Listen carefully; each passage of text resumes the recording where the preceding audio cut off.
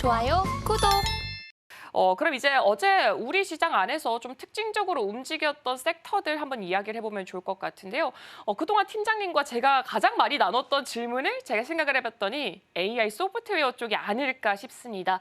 근데 사실 어제 우리 시장을 바라봤을 때는 이 소프트웨어 관련된 기업들에서 일부 종목들만 어느 정도 시세를 분출했고 대신에 하드웨어 쪽에서는 좀 시세를 강하게 분출한 모습을 보여줬습니다. 더불어서 이 소부장 기업들까지 함께 움직임을 보여줬는데 그동안은 하드웨어에서 소프트웨어로 이렇게 어느 정도 이 수급이 이동이 되고 있었다라고 하는데 지금 같은 경우에는 이 수급 이동의 흐름이 어느 정도 멈췄다라고 보면 될까요? 지금 뭐 조금 이동하는 것 같기는 한데 그래도 우리가 봐야 하는 것은 AI 쪽에 대한 부분들, 근데 소프트웨어가 너무 많이 올라가게 되면서 하드웨어 쪽에서의 수급이 일부 이동하는 흐름들이 나오고 있다 정도로 해석해 보시면 좋을 것 같아요. 그래도 우리가 조금 더 중점적으로 봐야 하는 쪽은 소프트웨어가 아닐까라는 생각을 가지고 있는데 결국 어제 반도체 혹은 일부 종목군들이 올라간 것도 엔비디아가 굉장히 강했기 때문이라 보시면 좋을 것 같고 결국 기술주들이 올라가기 위해선 금리 인하에 대한 전망이 굉장히 긍정적으로 나올 필요가 있는데 아직 그에 대한 경계감이 있다라고 보시면 좋을 것 같습니다.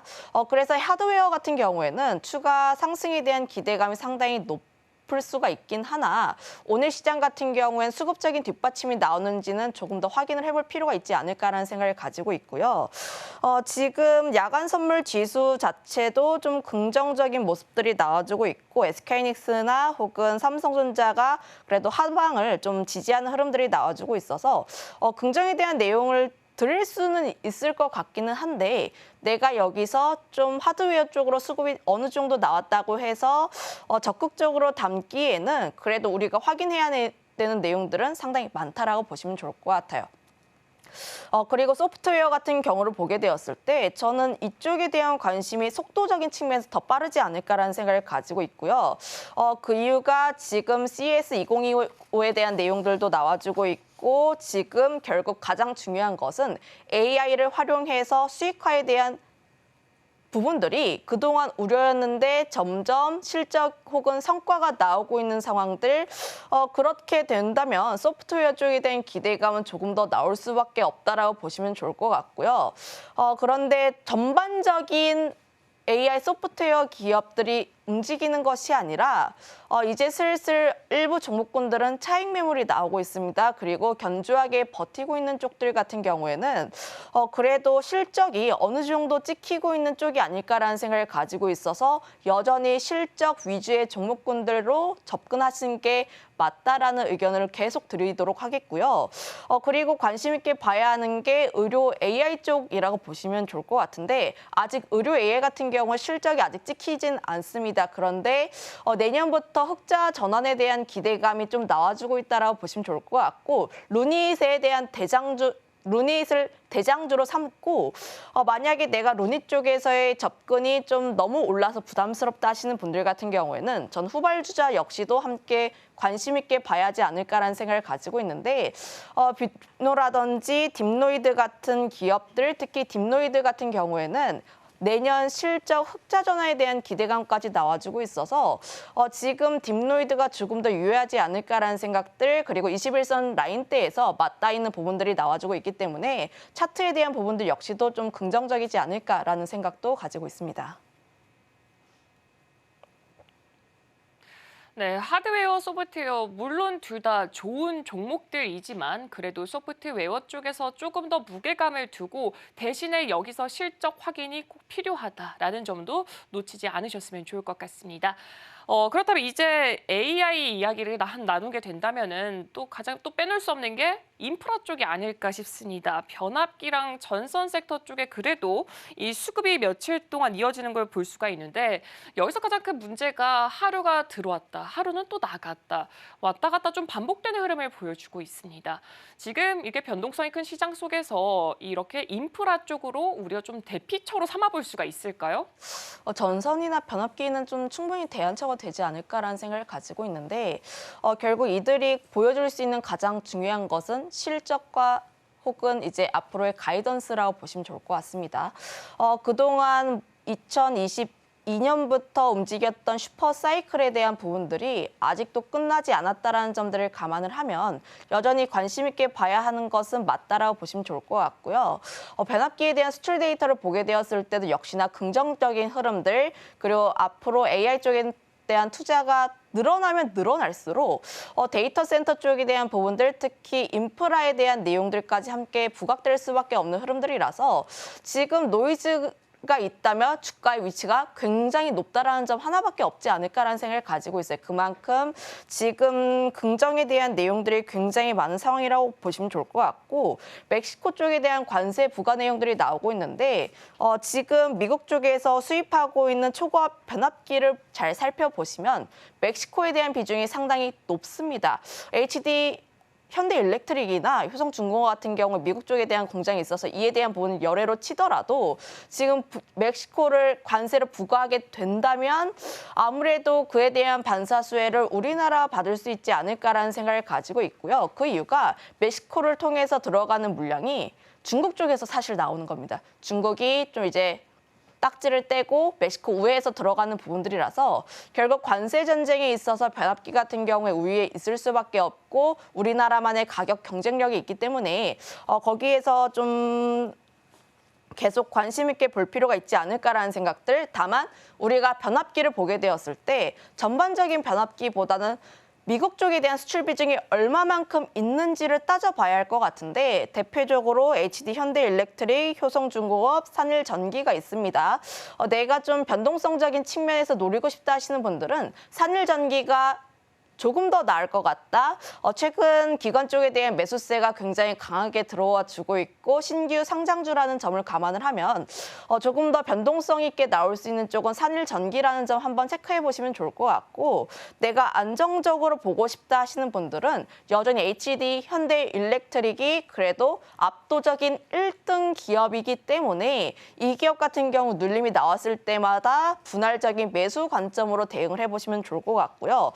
그 외 전선까지 확장을 지어보게 되면 전 전선 기업들은 해저 케이블과 연관돼 있는 쪽만 보시라고 하고 싶습니다. 전선 같은 경우에는 아무래도 인프라를 깔았을 때 순서를 보면 변압기 먼저 깔고 그다음에 전선이 깔려요. 그래서 변압기가 먼저 움직이고 굉장히 크게 움직여야지 전선 쪽에도 수급이 확대되는 흐름들인데 아직 그에 대한 흐름들은 나오지 않고 있습니다. 하지만 최근 나와주고 있는 이야기는 미중 간의 갈등, 해저 케이블로 인한 반사 수혜가 좀 나와주고 있어서 결국 해저 케이블과 연관되어 있는 가온 전선이라든지 LS 마린 솔루션이 좀 모아가시기에는 좋은 선택지가 되지 않을까 이렇게 의견 드려보도록 할게요.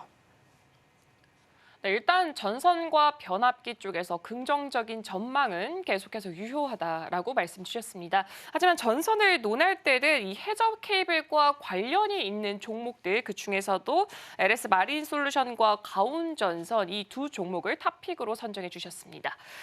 그럼 이제 또 반대되는 인프라 관련 섹터를 한번 살펴보면 좋을 것 같습니다. 그동안 좀 잘 갔던 게 바로 원전이 아닐까 싶습니다.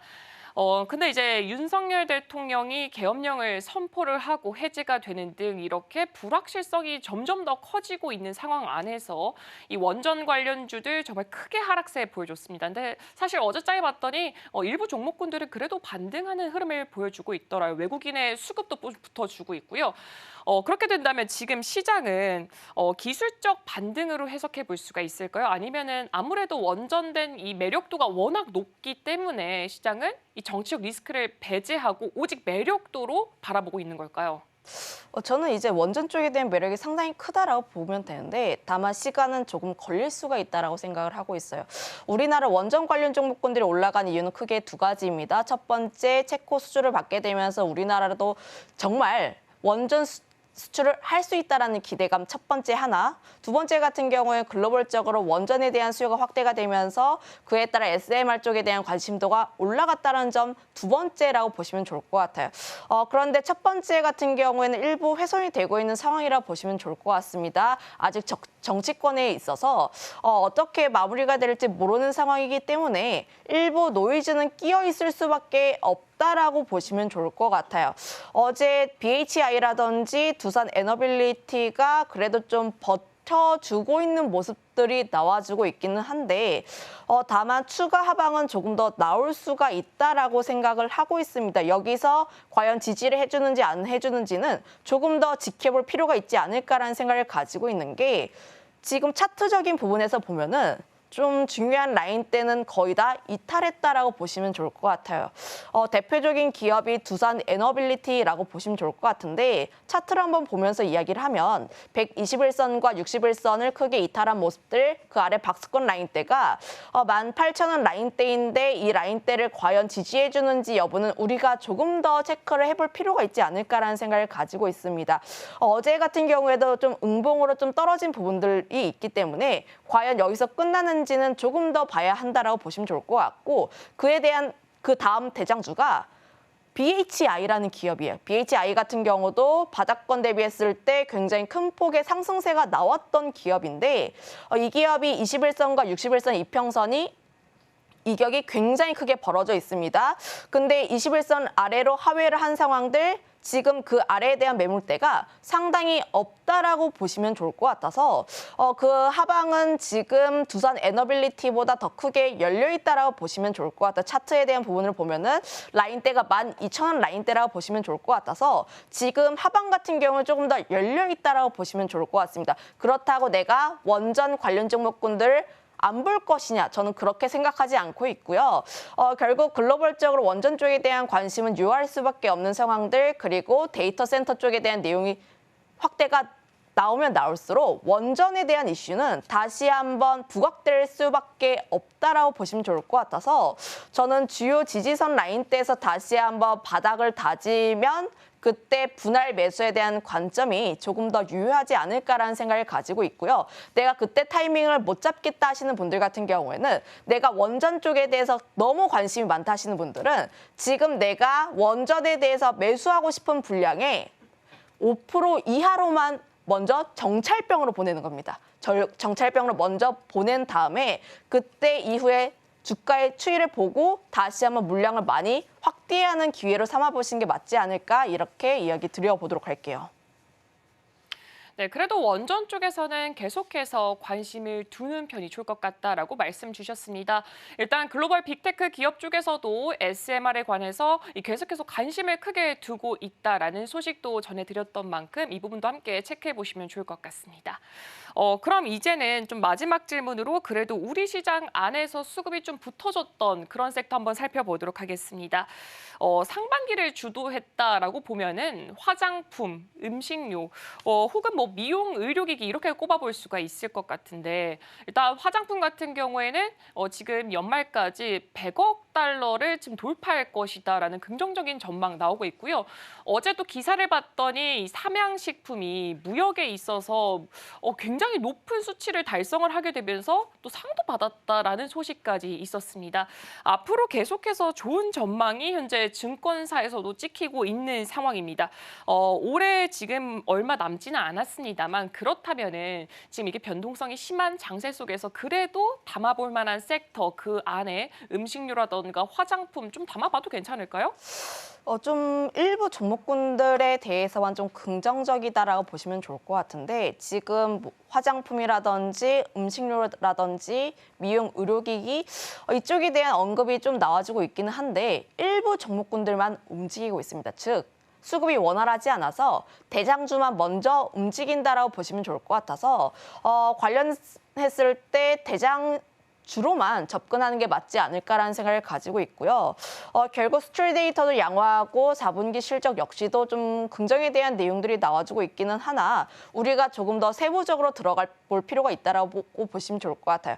VT라든지 펌텍코리아, 제닉처럼 수급적인 기조가 조금 더 나와줄 수 있는 쪽이라든지 혹은 음식료 섹터를 보게 되었을 때 라면 쪽에 대한 수출 데이터가 양호하고 이제 공장 설비에 대한 내용들이 계속 나와주고 있는 혹은 삼양식품이라든지 S&D 같은 기업들이 최근 다시 한번 강세에 대한 흐름들이 나와주고 있는데 안 올라간 쪽 보시기보다는 오히려 좀 수급 붙고 올라간 쪽에 대한 따라붙기 전략이 조금 더 유효하지 않을까라는 생각을 가지고 있습니다. 미용 의료기기 역시도 수출 데이터 양호하고 실적 여전히 잘 나와주고 있는 섹터가 맞기는 하나 다만 이제 세 가지 섹터를 비교하게 되었을 때 좀 밑단에 있는 쪽이 미용 의료기기 섹터라는 점들을 감안을 하면 다른 섹터 대비했을 때 매력도는 약간 떨어진다라고 보시면 좋을 것 같아요. 그래도 휴젤이라든지 파마 리서치 같은 기업들이 그래 수급이 좀 붙어주는 모습들이 나와주고 있어서 그나마 좀 고르게 된다면 이쪽 기업들을 위주로 보시는 게 맞지 않을까라는 의견 한번 드려보도록 하겠습니다. 지금 바로 구독을 눌러보세요. 실시간 경제 뉴스, 투자 전문가들의 다양한 시황과 정확한 분석, 또 알찬 투자 정보까지 신뢰할 수 있는 저희 서울경제TV와 함께하세요.